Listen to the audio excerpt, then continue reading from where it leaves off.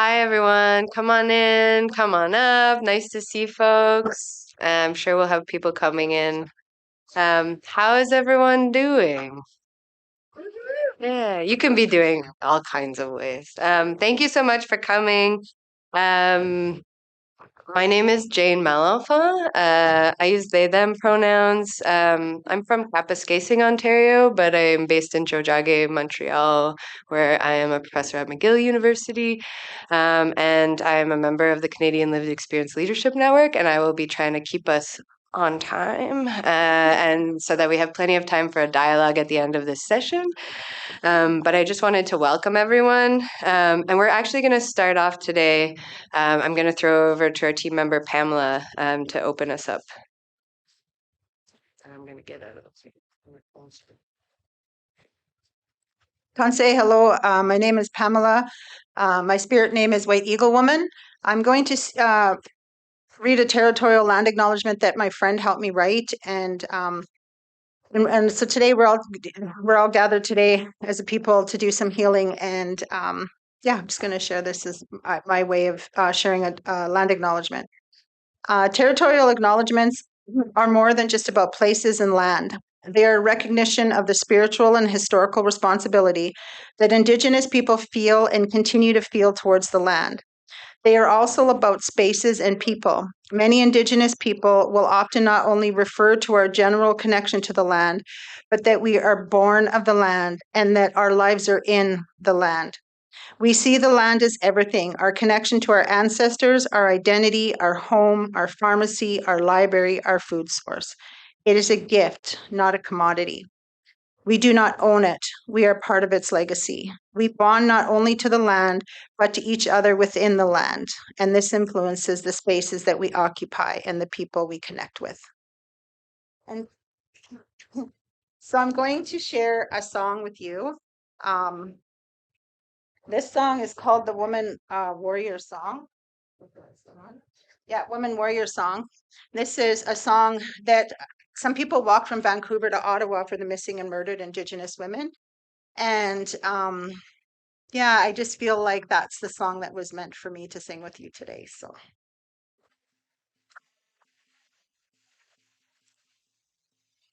oh, just want to say, yeah. Way, Yakio, Yakio, hey, hey, Yakio, Yakio, hey, hey, Yakio, hey, Yakio, Yakio, hey, hey, Yakio, Yakio, hey, hey, Yakio, way,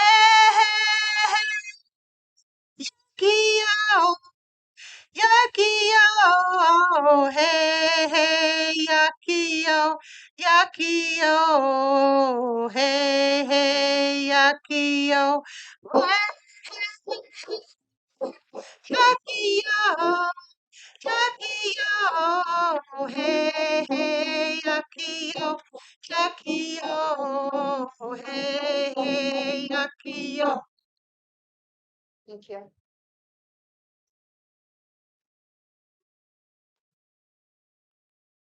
Thank you so much, Pamela. And thank you all. Come on in. Welcome. Um, I realize that some of us have talked about this. We're in a bit of a weird space right now where we feel very far away from you all, but hopefully we can have a dialogue anyway. There's like doors opening and we'll just try our best. So I I wanted to start just by saying that as someone with lived experience who works in homelessness research and advocacy and action, finding the Canadian Lived Experience Leadership Network has been really integral to my own work and my own connection. And learning with you all is such a pleasure for me and is a privilege. And so I'm so excited to be here today with you and with you all. We're going to start For those of you who maybe were at the conference last year, we presented some work as we were beginning to revise these principles for engagement with people with lived experience. And today we're going to share the product of that work and where we're at right now. And so we'll be having a review of the principles from members of the team, including kind of our own reflections and how that resonates with us from our individual perspectives. And then we'll have some time for a discussion and we'll close together. Does that sound good? All right. I might throw this over to Alex then. We do have some members of our team who can be here in Halifax, so we have them over there in a Zoom room, so you can say hey. They can't see you. They can only see our table. I didn't know how to position the camera, but they're there, and they're giving some waves to everyone. This is a very informal space, a space where people are, as Jane said, coming and going. And first, I just want to say thank you so much for being at our session. It really means a lot to have so much community connection and support. And I think, especially as people with lived experience and people who have different experiences of navigating the housing system, whether that's homelessness or other kinds of housing experiences, it's so important that we're here in these spaces together, because this is the work that we'll bring home to our communities, and be able to work together for something really transformative. So really, thank you. Thank you so much. So my name is Alex Nelson. My pronouns are they, them, theirs. I am very, very grateful to be the co-chair of the Canadian Lived Experience Leadership Network. We're an organization of people with lived experience of homelessness and different kinds of intersections that impact our housing situations, past and present. And I've been really, really lucky to be part of this work for a number of years now, but in my role as co chair for about a year. And we've done some really, really fantastic work together, but also with many people in this room. So you know who you are, but it's nice to see you. Um, and so today we're going to be talking a little bit about a key project that we've been working on as a network, to revise our principles for engagement, inclusion, and leadership of people with lived experience in the housing and homelessness sector, in research spaces, in policy spaces, in decision making spaces, in organizational spaces. We're trying to use our lived knowledge to be able to share something that can help people with lived experience who are taking part in this work, because our voices are so integral to making that change that needs to happen, and seeing the places in the system where things aren't working for us and for our communities, and to be able to make a real difference. And what we know is that's not just a nice thing to have. Our participation is a concern of human rights. The engagement of impacted communities is a fundamental principle of the human right to housing and all human rights. So it's really, really important that our voices are included in these conversations in a way that is meaningful and transformative and allows us to be part of making the changes that are necessary for keeping our communities alive. As Jane mentioned, we have a pretty big team. Not everyone's here today. Um, and we've been working really hard to build these principles, and have had a lot of conversations as a team about, what have our experiences been at advocacy tables and in advocacy spaces. Because sometimes when we're at the table, it can be extremely harmful, really re-traumatizing, very demeaning, very tokenistic. And so we put a lot of thought into what needs to change in order to make that participation really meaningful and meet our needs, be creating spaces with dignity, and to hold a variety of experiences, knowing that homelessness is not just about a housing situation, but it's about all of the other intersecting factors that lead to someone experiencing that situation. So we have a really, really rich sort of history for our network and for these principles. And the original document that we have worked to revise is called Nothing About Us Without Us: 7 Principles for Leadership and Inclusion of People with Lived Experience of Homelessness. And so when we started working together as a team, we started talking about each of the individual principles and having really big, robust conversations about, what does this mean and what does this look like in 2023, knowing that we together have been through a global pandemic, we're experiencing multiple crises in our communities, and that we're in a really different situation now than when the principles were really originally drafted. And those original principles have meant so much for communities that have used them. And so we really wanted to honor that history and that legacy. I'm just going to invite my colleague Phoenix to talk a little bit about what that original principles drafting table was like. Well, then Phoenix is still up, but over there. I can you hear me? Perfect. It feels really awkward doing it from here. I like standing up. I hate these tables between us. But yeah, the work for the 7 principles actually started in Vancouver with the homelessness conference there many, many years ago. There was a group of us that protested the conference in Vancouver because it was people coming to talk about homelessness, and there was homelessness right on the street. So we ended up getting included to be part of the lived experience people. And there was a small room, and Debbie was there. That's Debbie right there. And she and a group of other people started working. We started working on 7 principles of how to deal with people with lived experience, because the conference didn't have people with lived experience having a voice at all. And we kind of went to them and said, "You're having a whole conference on homelessness, and there's nobody with lived experience that's speaking about it, or a keynote speaker." And so they gave us 5 minutes out of the whole conference, but at least we got 5 minutes up on the big stage to present the 7 principles that we worked on for like most of the whole conference. We spent in the lived experience room working on drafting these principles. So that's a little bit how they started it. It was a really important stepping point. We're really pleased to see them being used across the country. It was on the homeless hub for a while, and it was really it's amazing to see it grow now to a couple of streams with lived experience, streams of being included in the conference, and now CLELN being the Canadian Lived Experience Leadership Network being the group that's sort of spearheading this. So my name is Phoenix. I forgot to introduce myself. I am grateful to be on the territory of the Mi'kmaq. I'm living right now on the territory of the Musqueam, Squamish, and Tsleil-Waututh in Vancouver. And it really helps give me a sense of place to know which Indigenous territory I'm on.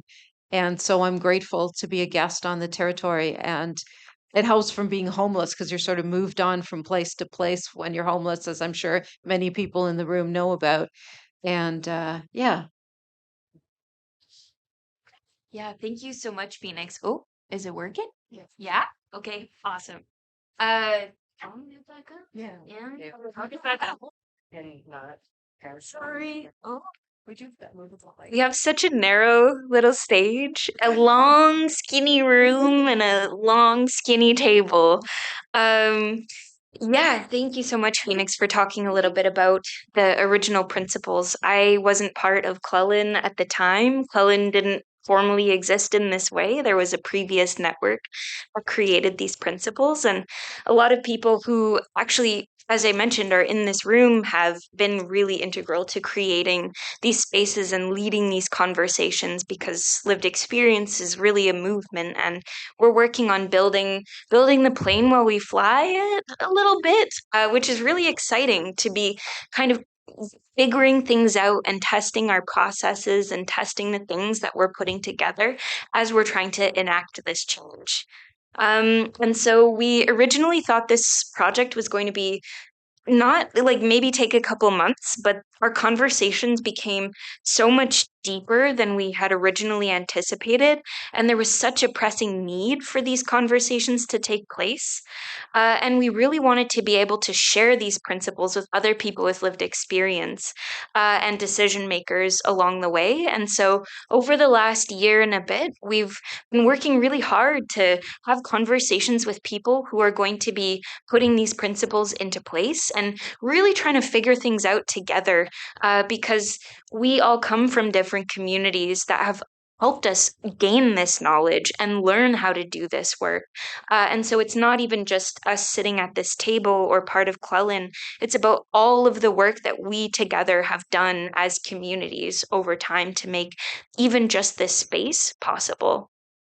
So the project was really built around the needs of the team and trying to make the space work for the things that we needed it for.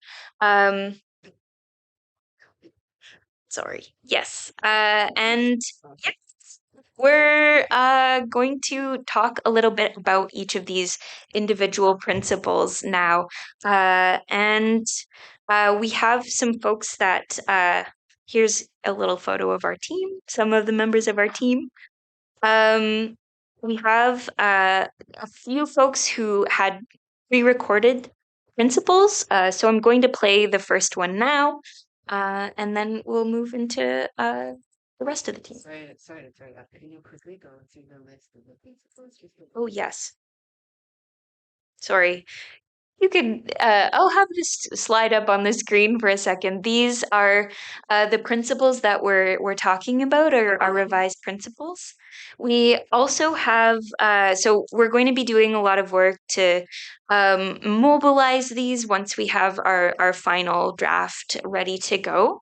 The slides that you'll see on the screen, the colorful slides, are taken from a lived experience declaration of rights that our team put together last year for the CAH conference. And so we have a copy available here if you want to see what that looks like. This is our Declaration of Rights. We also have QR codes. If you scan the QR code, you can get access to a digital version of our Declaration of Rights. So with that, let's see if this video will play. Oh no. Oh no. Alex, Yeah. we can. Oh, okay. Where did the slide go? Oh no. Okay. There's technical difficulties. I'm sorry. It won't. It won't go. Let's see what we can do. That's okay. That's okay. Who would test this beforehand just to see if it works? This one? Yeah. This happens to me in class all the time. Oh, is it a picture? No, Yeah. it should be a video. Okay, it's a video. Oh no. Why? Oh. Oh no. While that's happening, due to the overrun during lunch, the concurrent sessions have been delayed by 15 minutes. So you're stuck in here until 3:15 watching us try to play a video. Is there another video? Just go ahead and talk to her. Just for our test side. It's okay to have it everybody in here. Yeah. Yeah, well, we have Sam here. Oh yeah. Sam. We have Sam's going like this. I'm gonna phone up to the computer. Let her talk. and so there's some tech issues. Would you be okay to speak to, I know Principal 7, but would you be okay to speak to it? Yeah, if or you would you okay. Also, Sam just sends it to me. I can mute it over here while you guys are talking. Okay. Never mind. Can Sam, can you do like a mic check? Hello. That's gonna work. Okay, I don't think it's gonna work. I'm sorry. I'm sorry. That's okay. We'll just get some. Okay. All the factors we have been drafted today before the meeting and like Oh yeah. Okay. Yeah, that's why I'm saying you can't leave until 3:15. No one is leaving. Do we want to throw it to principal one now, or was that Danielle? That was Danielle. Okay. You can go to principal two. Okay. Principal one is important, and we will share something about it with you at some point in this conference. But I will throw it over to I'll present one or two. Pamela. Okay. So we know how to do things on the fly because that's how we work. So I'm going to share on one and two. So it's been a really interesting journey with these beautiful people. I've really enjoyed the process of learning. And when I came into this space, I was really new to present, like understanding what these principles were about. And I didn't really truly understand the value, but I can't wait for people to start to bring them back into their own communities and use these principles in their communities because they're really valuable. Principle one, bring the perspective of our lived experience to the forefront. And so I think Phoenix really spoke to that really well, right? It's like, we've had tokenism for too long and our voices haven't been heard for so long. And it's like now we need to have our voices there. We are I always say I have lived and living experience because I continue to live it, right? And so just in a different way. And so homeless is an issue of injustice. People are homeless because of deep inequalities and oppressions in society. And I think that's what we forget about, right? We always forget that what comes with that. Like people don't wake up and choose to be unhoused. One of my things that I always say is like I was born into a family where I was unhoused in my mother's womb, right? Because of her history of intergenerational trauma and where she came from.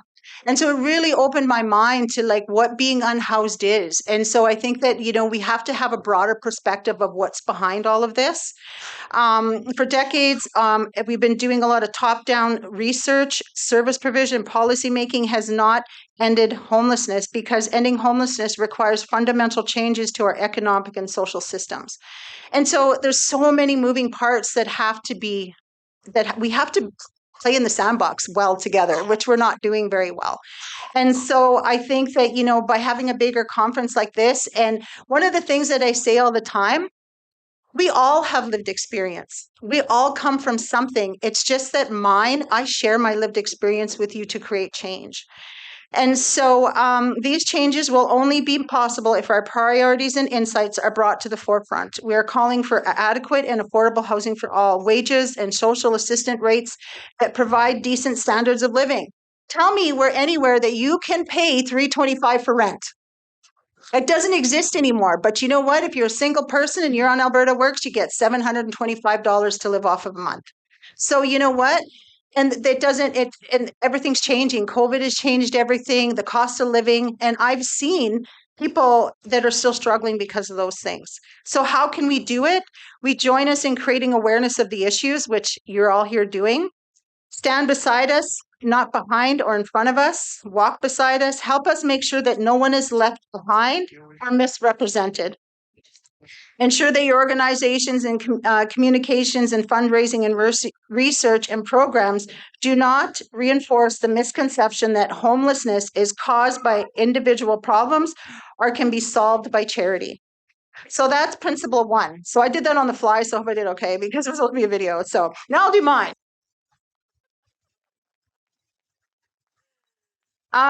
Include people with lived experience at all levels of organizations.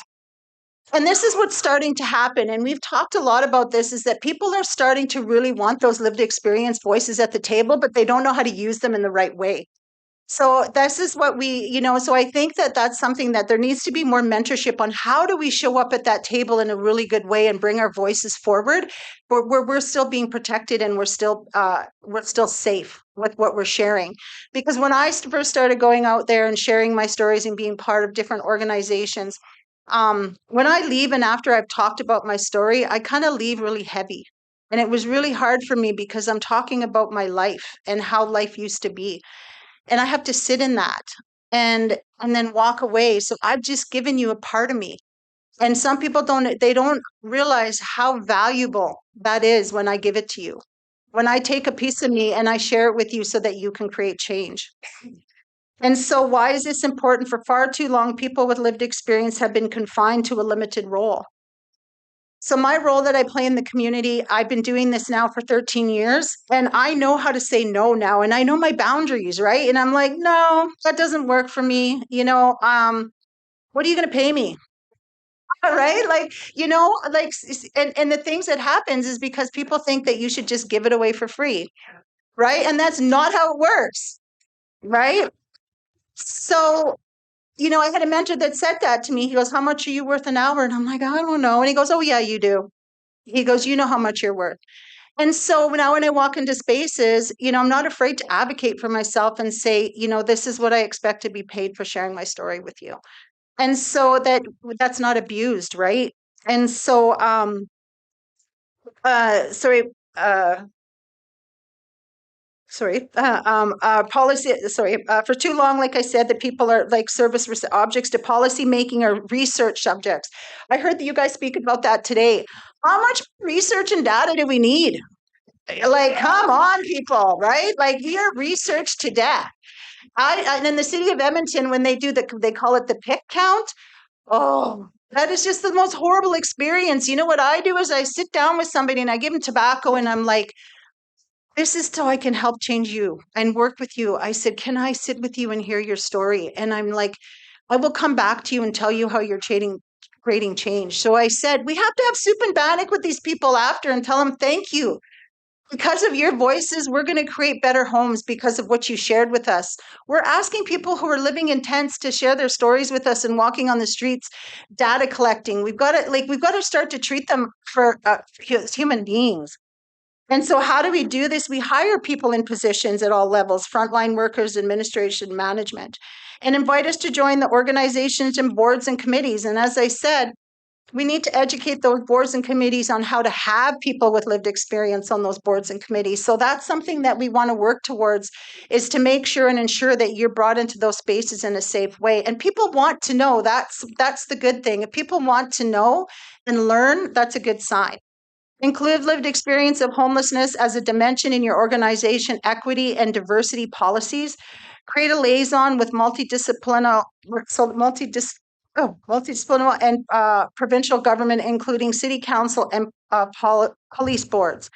So for me, I share my story everywhere, right? And even right now, I work with Alberta Health Services in Edmonton as a peer support worker, and I work with the Restorative Justice Program as a recovery life skills coach. And I get the opportunity to go and share my story with police, with nurses, and all different kind of policymakers. And when I share with my story with them, I tell them I don't share my pain with you for you to feel sorry for me. I share my story with you so you can see my power. That's why I share my story, right? So, and I want them to know, quit focus on what's wrong with me. Focus on what's strong, right? I'm not broken. The system broke me, but I overcame it. And I'm standing before you today with 17 years clean. And, I have 5 children. I have 5 grandchildren. My grandchildren will never know me in that life. And, and I'm very fortunate that I'm Indigenous and I come back to the land all the time. My land is here. All of you have land in here and connect to that land. We got to stay out of here. That's what an elder told me. The longest journey is going to be from here to here. And so that's what I'm doing, is I'm trying to stay out of here and I come from here. And I come with love and I come with kindness and I come with compassion because I believe in the people I serve. But they're in my heart, and I love walking beside them and showing them that they are powerful and helping them to see their resiliency so that they can move forward in their lives too. So I'll let somebody else take over to principle 3. If you want to stay, you want to come up? I don't know, whatever you want, stand up. Thank you so much, Pamela. I'll make my presence known. Which button? This one? There we go. Okay. I'm not a technical person. As you can see, none of us are. I'm Debbie McGraw. I'm part of the team. This is a lovely group of women. We've had our ups and downs and our squabbles, but we all work through it because we look back and it's the work that matters, right? And we realize how important we are to each other and how important it is to keep building our team. and moving forward. I'm going to talk a little bit about principle number 3, valuing our time. I'm going to keep it a little bit short because our session was cut by 15 minutes. And we're the best. We should have 15 minutes added to our session. Yeah. So The time. Yeah. They told everybody that everyone's gonna be 15 minutes later to who's in it. okay, that's even better. So principle number 3, and Pamela touched on it a little bit, it's value our time and provide appropriate supports. And why is this important? The value of a person with lived experience is the same of that in any other. In our wording, it says social worker. I'm not going to say social worker. It's as important as any other person in any nonprofit or government agency. Our knowledge is just as valuable as theirs, if not more valuable. Because we know, being people with lived experience, we know what's going on out there in the real world. Most of them are sitting behind desks. They're sitting in offices. They have no clue. They're not out in the front lines. They don't know what's going on. So we need to bring the reality to those people who are hiding behind it and stuff. So, yeah. Okay, hang on. And it's, organization, we want organizations to start bringing people with lived experience into their organizations. We want them to start training. And this was spoken about at a workshop this morning. We want organizations to start training people.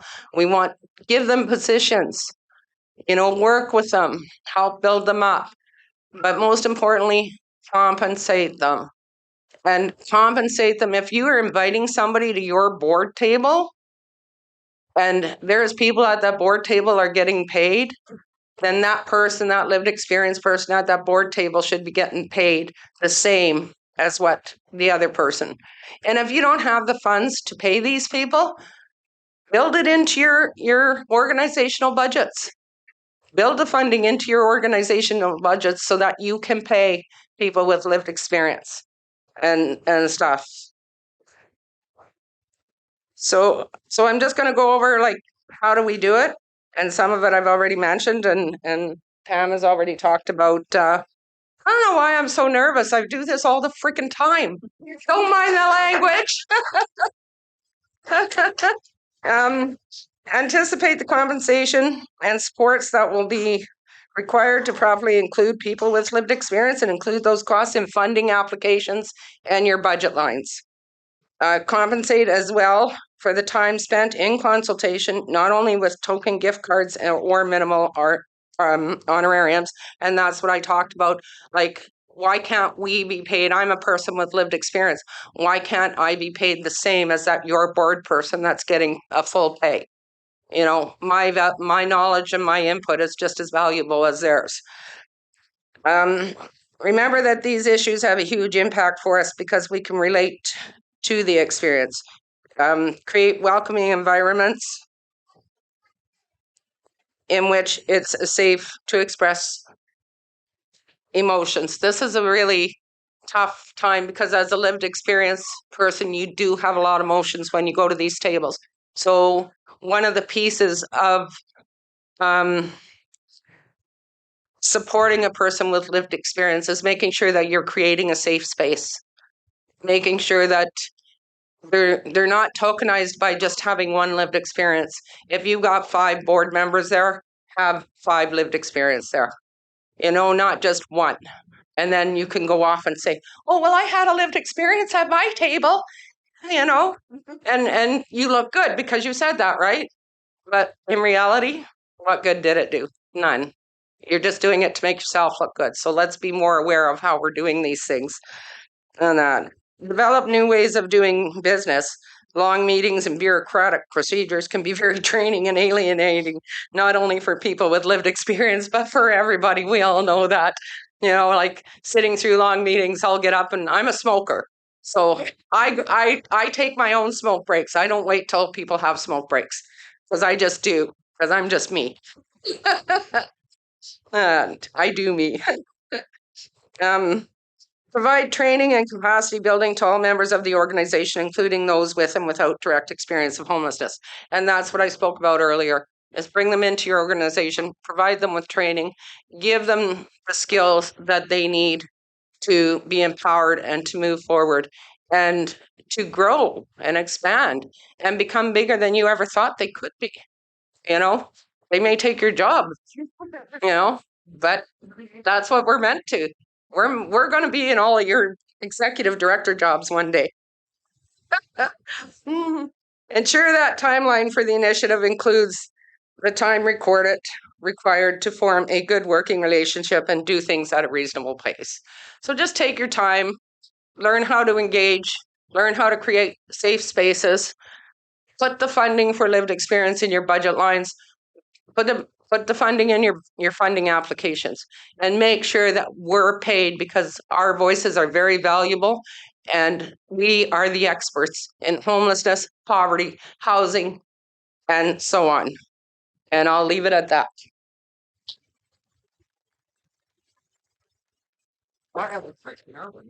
It's the podium, Debbie. It's weird. I mean, once you get up here, it's uncomfortable. All right. Okay. Yeah. Quick question. I don't know. Okay, go for it. Be super quick. If it's gonna be answered during the thing, just let me know. Okay. So, so when we're paid, when lived experience people are paid the same, government people, it is the same, but it's different. So there's people on OW or social assistance that are afraid of being on a payroll. They have, they may lose their. That's We'll talk about a question. Okay. Yeah. I think we will get to that in more detail. Debbie, do you want to give a quick answer? Yeah. For the Mike and the folks who might not have heard that, there are special considerations for folks who have lived experience who might be on social assistance is essentially, yeah, and I don't know 2 if minutes. it's working. They're afraid to work because they may be cut off from their social assistance if they get caught being on a payroll somewhere. Yeah. And my apologies, I should have mentioned that, because you are very right. So it's about, if it's organizations bringing lived experience in and there is that concern, then that's when you start thinking outside of the box and start thinking about different ways of compensating them so that they can still be compensated. Like one thing is in Saskatchewan, where I'm from, is what we do is we find out what are the wage exemptions for people on social services first. So we know that we can pay them what that wage exemption is. But then if we're paying them over that, then, is there gift cards? Is there other ideas? Is there other options? And it's also about talking to them too and finding out what works for them. Not just what works for us, but what works for them. We can definitely, we're gonna just make sure we have time to get through everyone. I would also say make sure that there's positions where people don't have to be on social assistance and they can flexibly have stable positions where they're actually paid. But we're just gonna keep moving, and I'm gonna throw it over to Renee for now. But we'll come back. So, hi, I'm Renee Adams. I hail from the land of the Mississaugas of the Credit, aka Brampton, Ontario. Oh, My principle is oh yeah. it is on. Okay. My principle is number 4. Challenging stigma, confronting oppression, and upholding dignity. I'm so proud to be a part of this group because this is all in my DNA. I've been an activist since I was 5 years old, and I know some people in the room have heard this story before. But my challenging the oppression started in a park. As a 5-year-old, I remember asking my dad, why couldn't I go to a certain part of a park in South Africa? Because it was reserved for white kids only. So to genuinely address the root causes of homelessness and promote a just society, organizations must actively combat stigmatization, address systemic oppressions, and always prioritize the dignity of those who are most impacted by the work being done or the decisions being made. And like it was mentioned before, if you have decision-making committees, you can look at parity in terms of the members of that. If you have a board, look at parity there as well. Those are ways to help start to grow an equalized field. So how to do it? Number 1, move from the charity model to the inclusion model as a power of or a tool of empowerment and solidarity, and focus on the strengths that people bring to the table. Like it was mentioned before, again, we all have strengths and skills to bring to the table. And it's 2023, for God's sakes. We need to move away from labeling people as vulnerable, damaged, or helpless. We are not helpless. Provide anti-oppression and other training to ensure that everyone is starting from the same place. So if you have peer workers in your organization, make sure they have the same training as your paid people. Educate around the intersectional experiences of oppression and foster equity. Learn what actually shapes homelessness and fight against the stigmatizing stereotypes in your spaces. And review your organizational policies and practices to make sure they're grounded in equity, dignity, and most importantly, human rights. Thank you. Thank you, Renee. Can be revised by the group of people with experience. I think my voice is loud enough. I just wanted to add on to what Debbie presented. When it comes to compensation, please be mindful of the cost of living when you make your decisions on how much you're going to pay. Veronica, are you good down there? You got a mic. All right. I'll stay way down here. Get close up to the mic. Yes. Thank you. So, hi, my name is Veronica Snooks. I live in Toronto for many years. I've been on my own since I'm 16 years old, and I'm 60 now. I come from Newfoundland. I'm a part of the Halibut band, the Mi'kmaq band down there, and I'm also very proud to be a part of the National Lived Experience group. And I've done a lot of work for the last 10, 13 years, I guess, before I got up to a national group. And that just speaks to principle number 5, acknowledge our expertise and engage us in decision making. And I'm going to qualify a little bit at my expertise. My expertise is that I have many experiences. I have walked through the darkness so many times.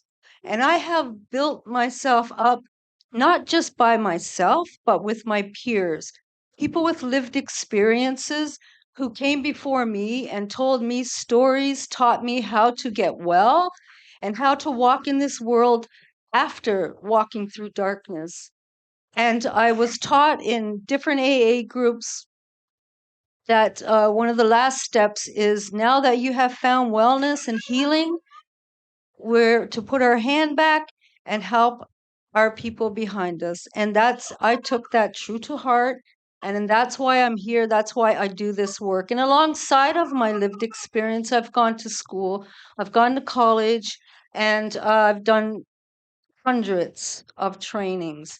And speaking of getting positions, I get a lot of precarious hours, a few hours here, a few hours there. I'm not able to work in the front lines. I've tried it. I get very, very ill. So I take my learnings and I do it this way. And I think it was just said is finding positions for us to be a part of organizations that may not be frontline, but having more than an hour a week, an hour there, an hour there. Yes, and I think look at us as though we have a specialty to offer to work. I'm educated, so I can work with people on that level, but I have a specialty. I'm not going to places to try to say, hey, I know more because I have lived experience. We did it backwards. We got the lived experience, then the education. Usually it's the education, and then you go out and you work and you learn like that. But we got it first. And we offer a specialty to our people who need it. So number 5 is, I'm sorry, my vision has been, so I'm going to do it this way. Acknowledge our expertise and engage us in decision making. To truly drive forward positive change, organizations must recognize and leverage the unique expertise brought to the table by people with lived experience. How to do it. Acknowledge that there is good work happening to engage lived experience, but we still have work to do. Offer and access additional training so people can use the skills and knowledges they bring to the table effectively. Make sure there are different knowledges and expertise there. Different lived experiences give us different skills. Make sure there's funding available for sustainable roles for people with lived experience to be shaping decision making and governance on long-term basis and build strong collaborations with other staff and partners. Thank you. Thank you so much, Veronica. And I'll throw it over to Phoenix. You're good over there for principal seats. So the next principle, principle number 6, involves collaborating for equitable representation. And for truly impactful change, it's essential that people with lived experience are not only present, but also actively participating in the decision-making processes. And it means creating a space that doesn't just include people with lived experience voices, but also let us with lived experience voice shape the decision-making process and be informed by it. And one of the examples I can give you is that the Vancouver mayor had a task force on mental health and addictions, and my friend was on it, and she like me had mental health issues and addiction issues. Mine was alcohol, and she was on this committee by herself. And there was all these experts and doctors and people that were getting paid and listened to a lot. And she sort of really pushed. She said, "I need more people with lived experience on the committee." And it was a mayor's task force on mental health and addiction, and the doctors carried more weight than people with lived experience. So it was really important to advocate to have more than just one token person of lived experience.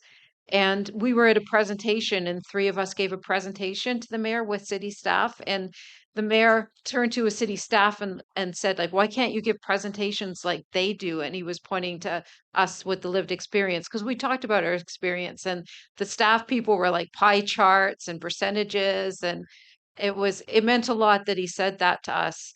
And another way that it's been done is at the Carnegie Community Center in the downtown east side. I was on the board there for 11 years, and the board plays a really crucial role in running the community center. It's for people that are primarily homeless or low income or in living in single room occupancy units. And we would get consulted before the executive director did something. She would say, like, "What do you guys think of this? Could this fly?" Or, we were able to say, like, some things that might not work. Like one example was this wasn't at the Carnegie, but in the downtown east side, people would come and deliver turkeys at Thanksgiving and just sort of pitch them from the back of their car, which is a nice gesture. But people in SRO hotel rooms don't have kitchens, don't have the roasting pans, don't have the way of using them. So it's like if you were able to talk to lived experience people, they could say, like, "Hey, this is probably not going to work." And that's part of the advantage of it. So how we can do that is to include equitable representation as a goal in an organization's strategic planning process, and then also set concrete objectives and specific timelines and work towards them, and identify other organizations that have successfully implemented equitable representation and get their advice and mentorship, and also evaluate the organization's progress, making sure that people with lived experience are consistently a part of evaluating how far you've come and how far you have to go. And I think people can always do better. I mean, one thing we're finding out is we have a new conservative mayor in Vancouver, and all of a sudden we have to advocate for things that we took for granted. And it's constant reevaluation because the situation keeps on changing, and unfortunately, it seems to be getting worse again. So, fingers crossed.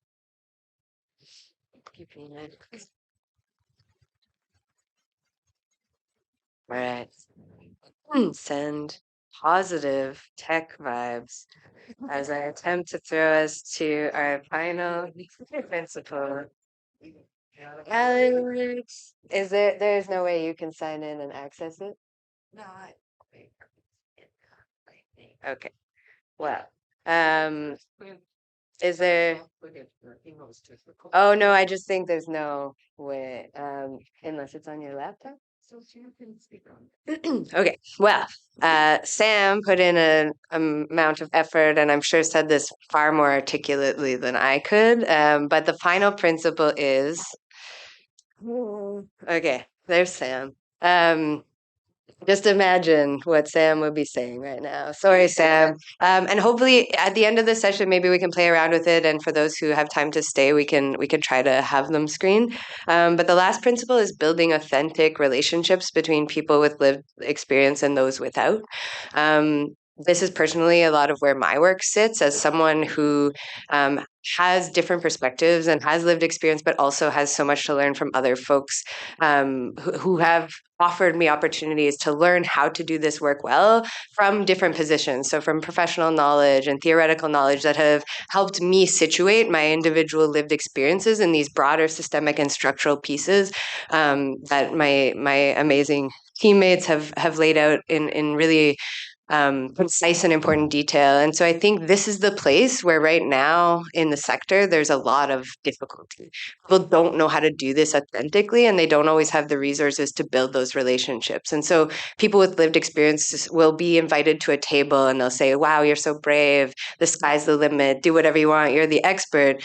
But we all know that that's not the reality within which we work. We actually have to build new systems together, grounded in solidarity and grounded in our different knowledges. Even those of us who have lived experience come from different places and communities and have different identities. And so I think this is the place, hopefully, in the discussion where we can dig into how do we actually do that? You don't need to have lived experience of homelessness to know that our survival is linked and that we should be working together to change these systems that we all agree are inherently unjust. And so this is a place where I think CLELN and the folks that I have the opportunity to work with have been key in my thinking of how do we actually build these spaces in collaboration across our different experiences. And this is a place I hope we can all be learning how to do this well. And that's probably not as articulate as what Sam would have said. I'm so sorry, Sam, and we'll try to make it work. But as we're wrapping up the principles, I will throw it over to Alex to talk about next steps for our team and our project.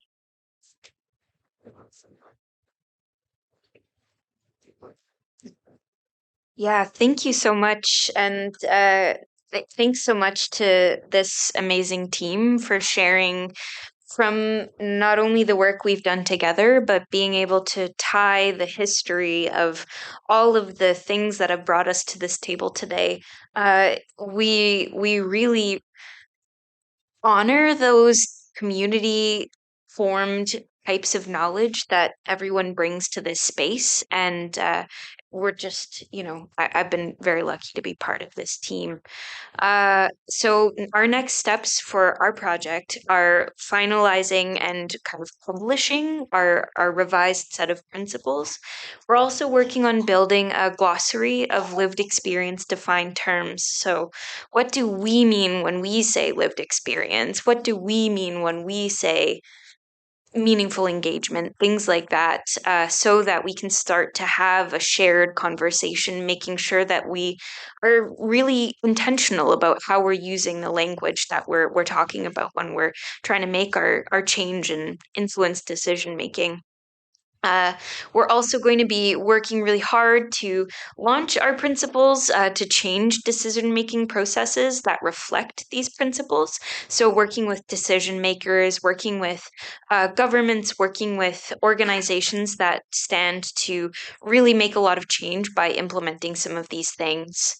And you can find out more about our work on our website. We have a little piece of paper with a QR code to sign up for our newsletter, which is the best way to stay in touch with us. We're in a process of restructuring and figuring out how we want to grow as a network. So for now, the best way to stay up to date with when there are opportunities for our network to grow is to sign up for that newsletter or contact us through Facebook or email. And with that, I think we'll move into a bit of a Q&A. I know there's lots of really amazing questions that have already come forward, and yeah, we invite you to come share your questions.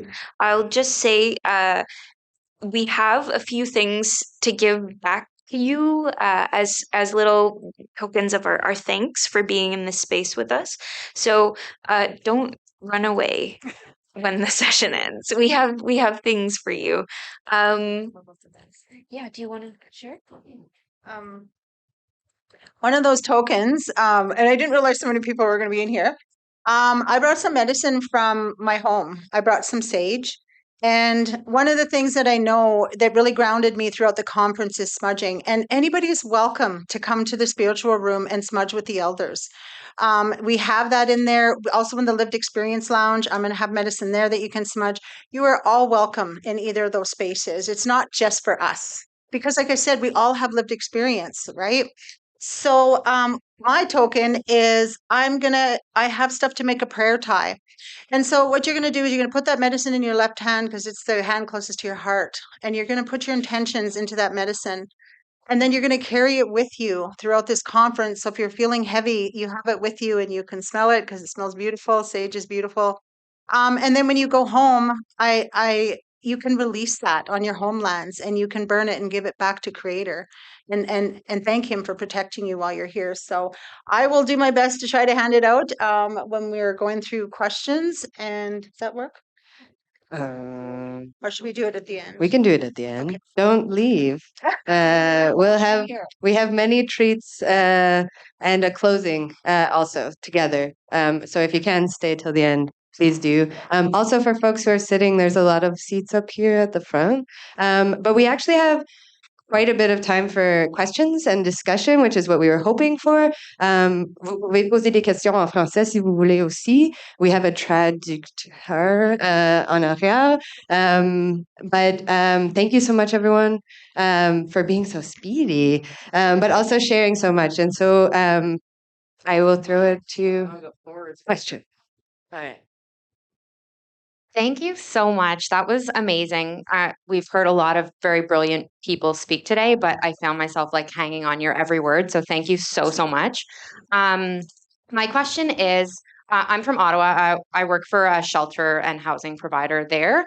There was some talk about creating welcoming spaces when we're engaging with people with lived experience. I would love to hear about what that looks like.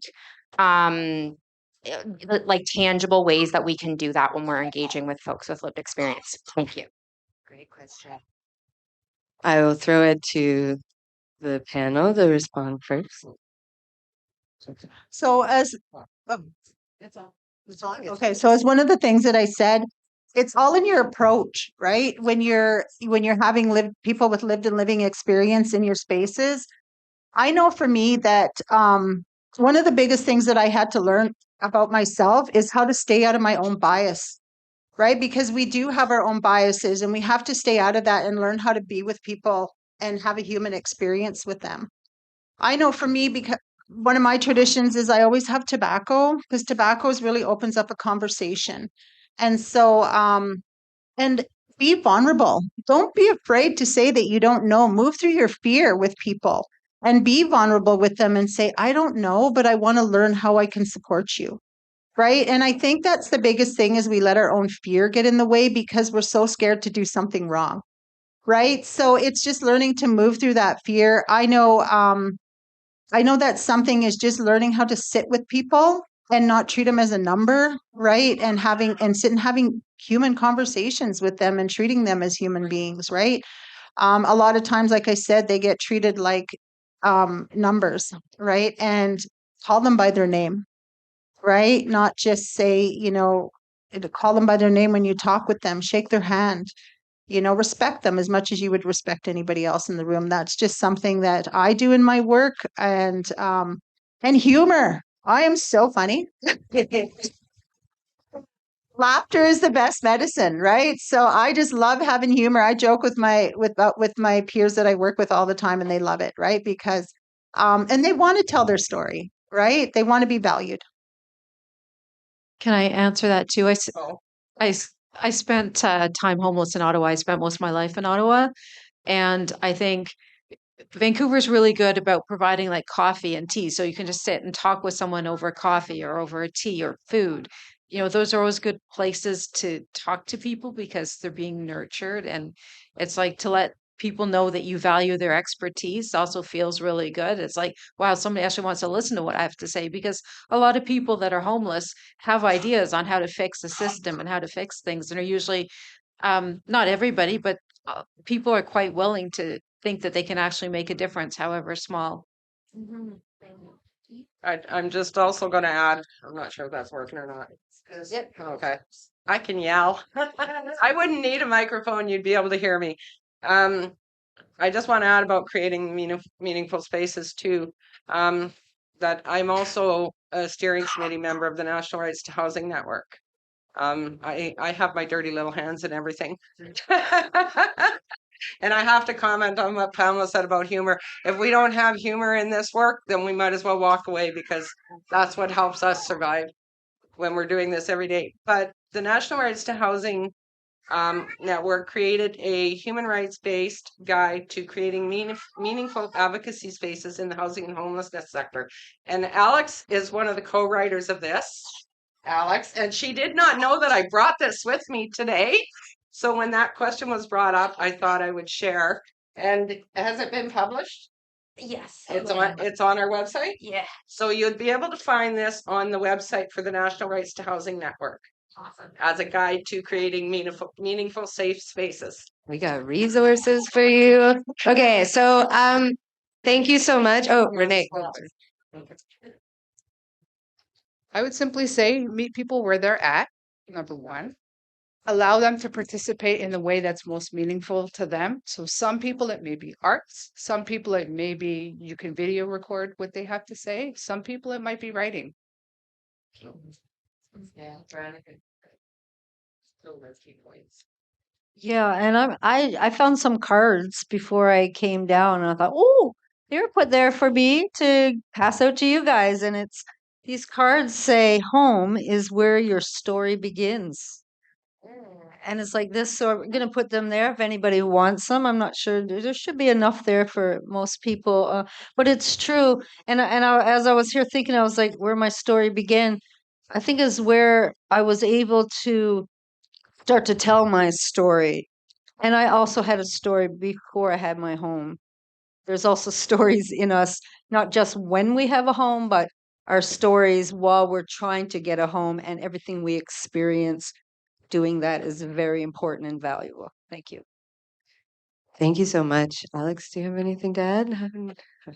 Okay. I would also say, so I know there's like a lineup of questions, and I'm going to get to all of you. And if I haven't seen you, please wave your hand more. But also, you're all people who are coming in with experiences and expertise. So for sure have questions for our team, but you're also very welcome to share your perspectives and add to this. So Dominic?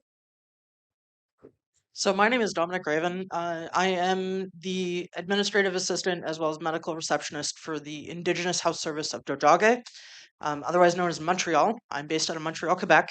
I'm from Treaty 6 territory, which is northern Alberta, Edmonton area. One thing that I have found is that to make meaningful spaces, one of our traditions is food. Have snacks and drinks available and sit with people. Sometimes all they need is just someone to be like, hey, you doing okay? And treating them as human beings. If somebody had treated me like a human being 6 years ago, I probably wouldn't have gone through as much as I did. If you had looked at me 6 years ago and said that I would be sitting here right now, talking to this entire huge room of people, I would have looked at you and laughed. It took one person to believe in me. Now I stand here in a professional role at a conference that I would have never dreamed I could even be at. Thank you. Thank you so much for sharing. Okay, I'm going to throw it to Natalie, and then I'm going to go to this person in the orange sweater, and then I'm going to come to you. And then I'm going to come to you. Thank you. So I'm Nathalie. I'm also from Montreal, and nice to meet you. I would like to chat a bit with you. So I did attend the same workshop last year, and I really appreciate that you let us have the opportunity to give our share and to participate to see how it work out. It's really awesome. I understand some words that come out from our workshop where I was with Marie-Josée Hull, and we were working in French. But even then, I feel that it's captured, and so that's something I like. And also, I really like to rephrase and say that I would like to do the French version.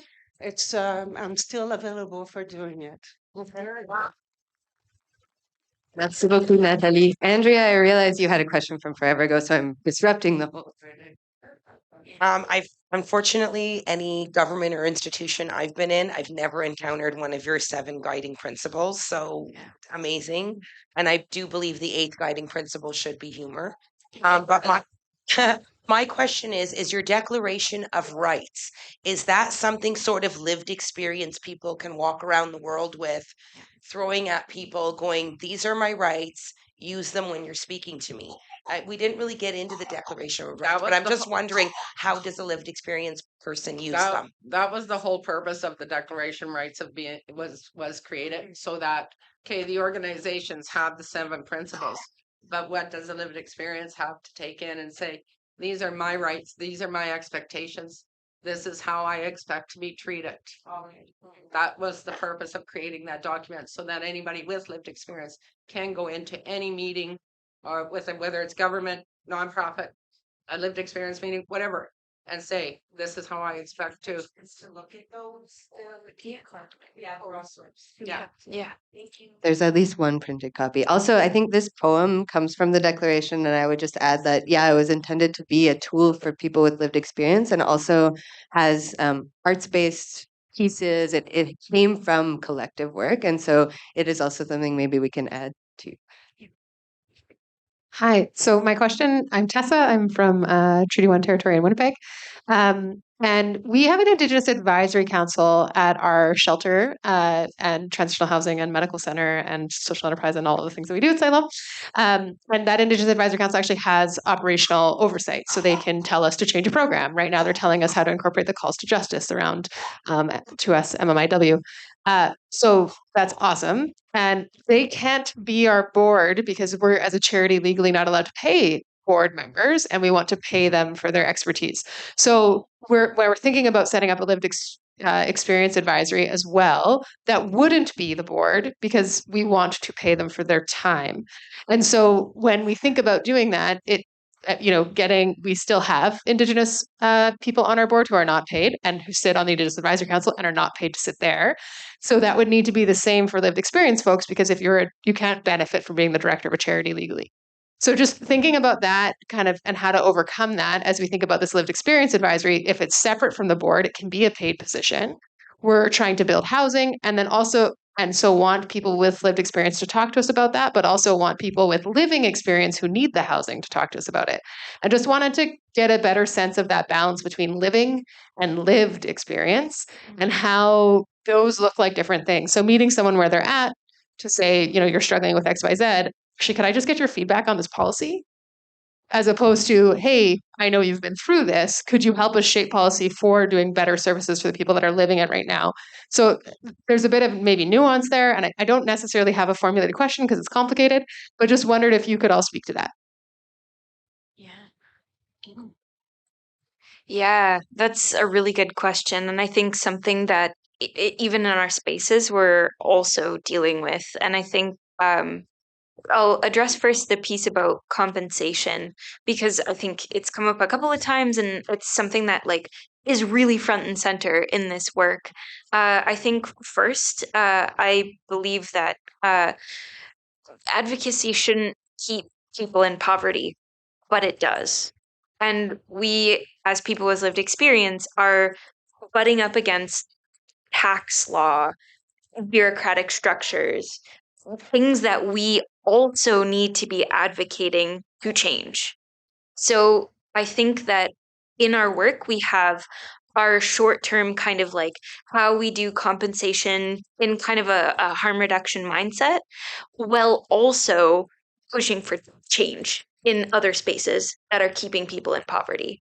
And I think that is something that's really important to not lose sight of, because we try as much as possible to have workarounds, but we also exist within a system that there are real legal implications for some of the ways that we try and pay people and compensate people for their time.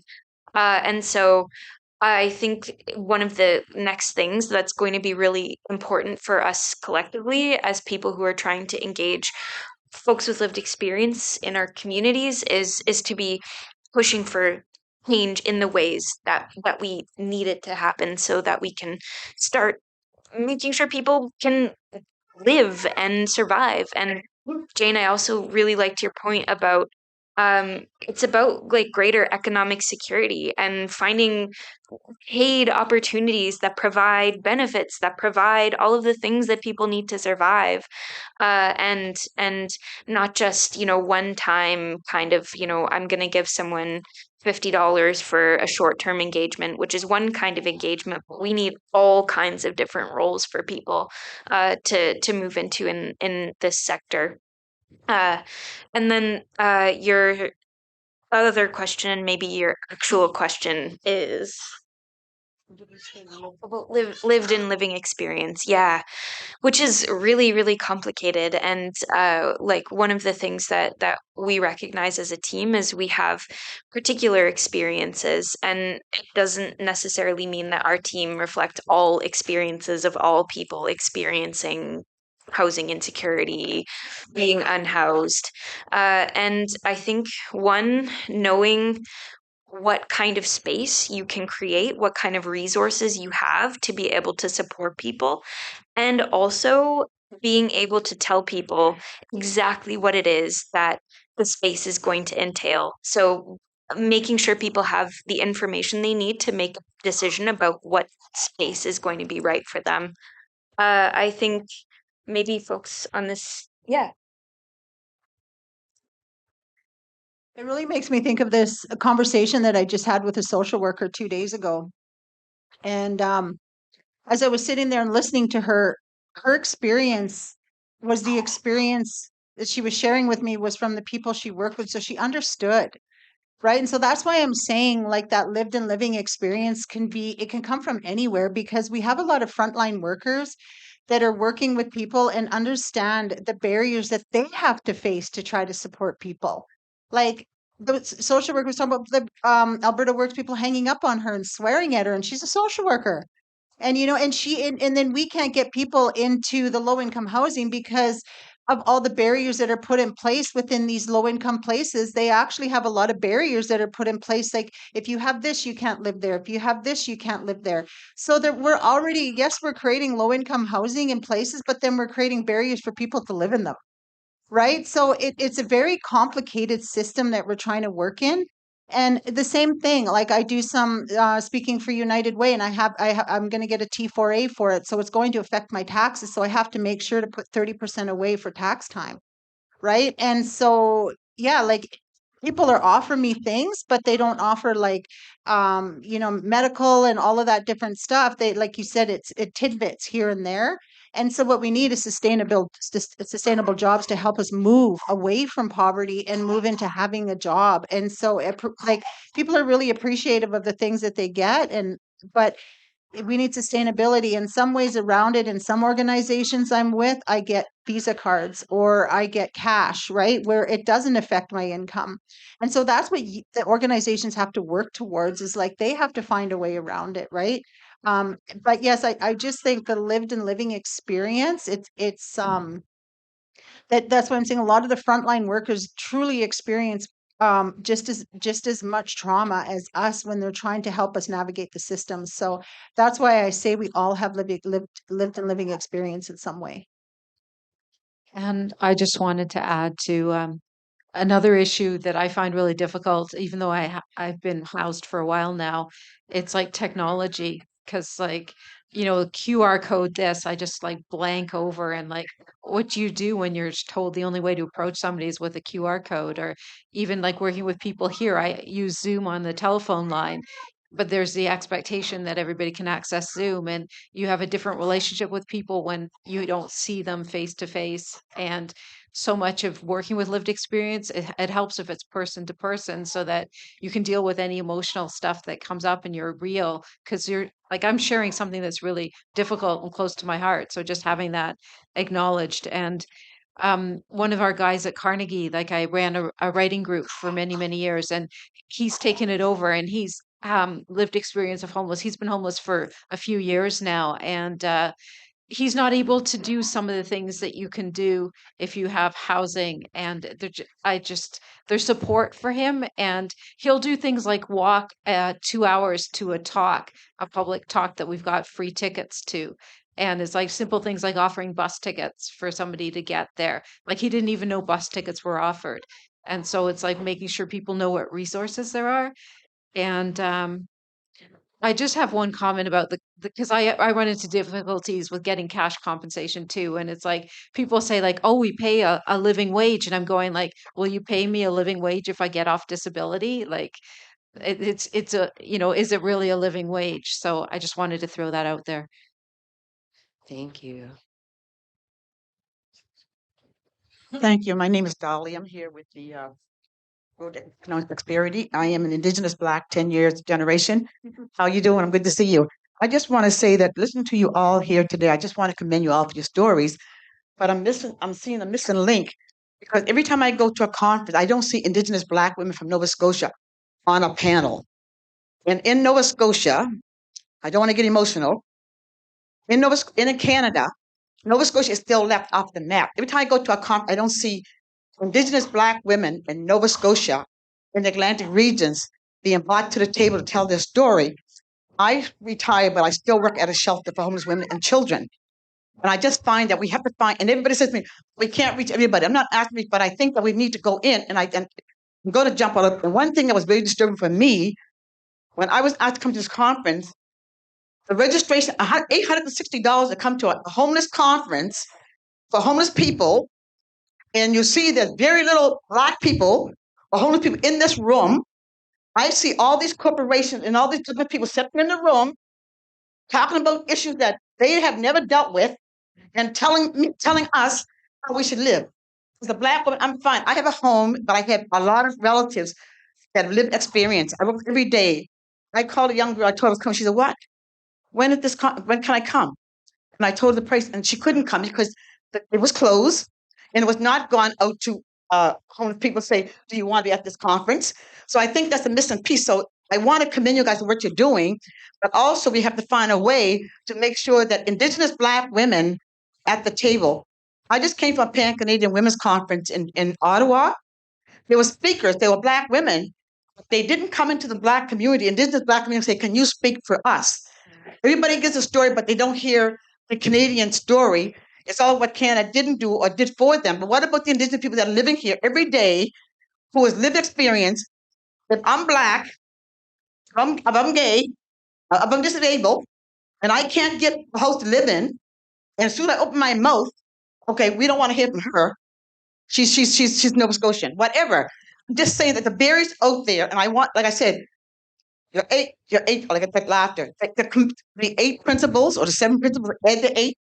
I think it's very good. I just want to say that I want to commend you women for the work that you've done so far. And I didn't see any men in that. Maybe there is some men that I don't know. But I want to commend the women for the work they're doing in Canada around homelessness and housing and whatever else. And the speaker this morning, I should say, what's his name? What's that guy's name? The Minister of Housing. They have a lot of pricing, a lot of bull, a lot of bullshit.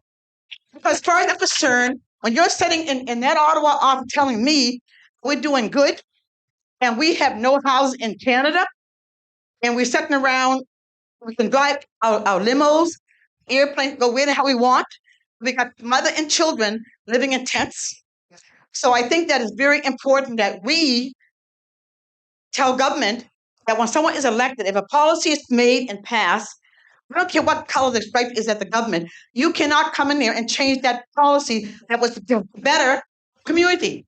And we don't do this in Canada. So we got to start getting on get up our blessed assurance. My father said, get your blessed assurance and start making government accountable. No government should be able to take back what policies already created and voted upon by our Canadian citizens. So we got to find out how we stop that, folks, from happening. But I just think that I can go on all day, but I just want to say that I just want to say thank you. But for those who are not here today, they're not here because they did not want to be here because they could not be here. And again, the word did not go out. I didn't see it come out and say, we're having a homeless conference. Would you like to be a part of this conference and have homeless people in this room? And I walk around, everybody I look at, it's got a name tag on for government, private sector. The private sector, that's another thing we got to talk about. I'm sick of Here, and there was a reception last night, and I'm very grateful for that. And there's sponsorship and bursaries. That's fine, but if I can finish, Yeah. thank you. So anyway, what I was saying, we need to make sure that the people that are in the room are the people that need to be here. And like I'm saying, private sector is fine, but I'm tired of government. Also, we talk about building houses. Who's building the houses, affordable homes that we need? And calling them for. Do they know what affordable housing mean? So when government gives their money to large corporations to build homes, it's supposed to be affordable. We got small companies that want to build homes that can't get into the pie. That is again discrimination against those people that want to support homeless people and get something moving. So we got to start changing how government gives money away to large corporate builders. And again, thank you, ladies, very much for being here today and giving your stories. Thank you so much, Dolly. I have someone over here, and I'm going to head over to Jupy, and then I will come here. But I'll throw it to the panel. I also want to say, like, I think this happens a lot where we can celebrate the spaces that we have, and I know there are some amazing advocates with lived experience in this room, but there's people missing, and the system itself is designed to keep people out. And so I think it is good that we're naming that, and thank you for bringing that, Dolly. I'll throw it to the panel before I head over here. Okay, so I just want to go back to the previous question first. When it comes to training and getting people with lived experience involved in your organizations, if you're looking for funding, just say it's for staff training. You don't have to use the word peer. The bus tickets were already discussed. And Dolly, in fairness, I am here on a lived experience bursary. They were available, and yes, CAEH has to do a better job of promoting the conference, particularly to people with lived experience. I agree with you there. And I also agree that we have a very serious problem about how the money is distributed or announced when it comes to building affordable housing.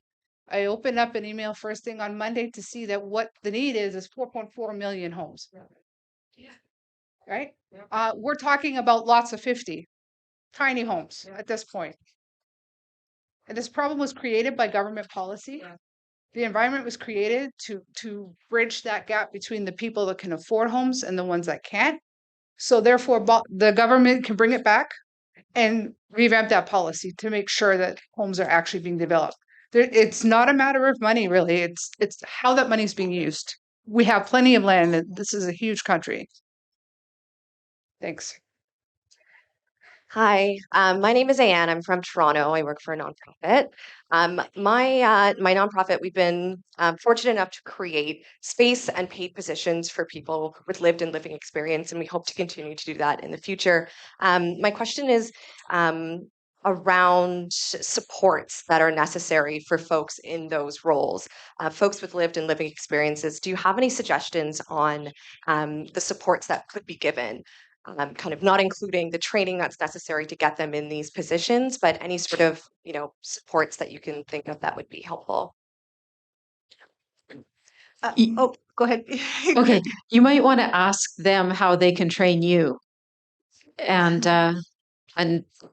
give up some of your power so that they can get power. And yeah. As a peer support worker, one of the things that we have is called a community of practice. And so we get together as peers and we get to relate to one another and we get to connect with each other and share what's working and not working. So creating a community of practice within your organization is something that is really helpful. One of the things that I can say is that even I work for the government. Sorry. I'm so sorry. But honestly, they don't take care of my mental health. They give me $800 a year for to see psychologists, $25 per session. And I can tell you, I don't only live in my story every day, I live with people in their stories every day. Yeah. And I go home and I'm tired and I'm heavy because it's like if they're here with me because I understand. I've had that loss, and I sit with them and I go home and I have to sit with my medicine and I smudge, like I have to have self-compassion for myself. And so I think that, um, that's the difference is like we wear our heart on our sleeves, right? We really do. And, talking about the PAN conference, I was listening to a lady who was talking about being a newcomer coming to Canada and talking about her experiences, and it was tragic. Nobody would rent to her. One lady even lied about her name, and when they got there, they said, "We thought you were going to be somebody different." And so, one thing that I learned about that is how relatable we all are to each other. And that's why I always say, yes, as an Indigenous woman, I've experienced a lot of losses, but so have we all, right? And that's why I say that we're all connected to this land in some way because you came to make it your home. And so, how we treat each other in those environments is really important. But yeah, like, this is such a heavy, and I can tell you I have to be cautious because I also came on a lived experience scholarship but I can tell you over 200 people applied and we only had 50 spots. So that's a really big thing that needs to change at this conference. Yeah, I'd just like to say that I'm from Toronto also, and one of the things is when you get people with lived and living experience, make sure there's more than one. We've heard that also, but let's shoulder up people. We can support each other and not be alone. And also looking at how many hours you give us to work so that it can replace social services. So, if the wage is too low, fight for the wage. I work with Unity Health as a person with lived experience in their meetings and everything, and they fought for us to get a higher wage. And I'm with another group who also fought for us to get a higher wage. And with that higher wage, if you only even have a few hours, it adds up.